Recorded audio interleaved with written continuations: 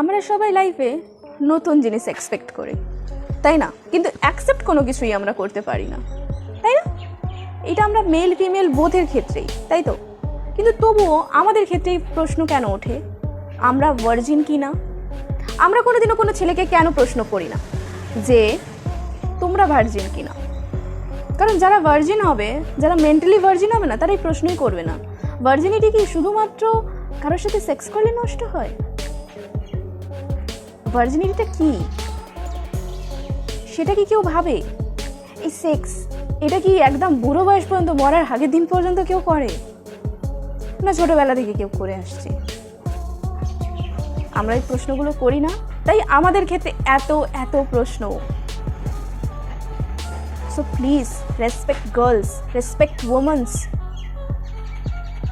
কারণ virginity is a state of our body, not a state of a mind.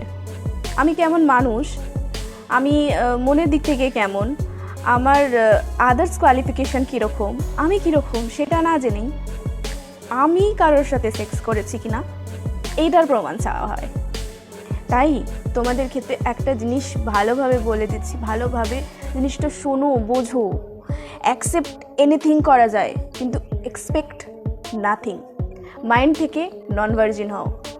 So guys, আমার যেটা ঠিক মনে হয় বা যেটা আমার একান্ত মতামত, সেটা আমি তোমাদের সাথে শেয়ার করলাম। ভালো লাগলে ভিডিওকে লাইক করে দিও, নতুন ভিউয়ার্স হলে চ্যানেলটাকে সাবস্ক্রাইব করে দিও, বেশি বেশি করে শেয়ার করো। এটা অনেকের জন্য একটা অনেক বড় মেসেজ। আজকের মতন এতটুকুই, টাটা।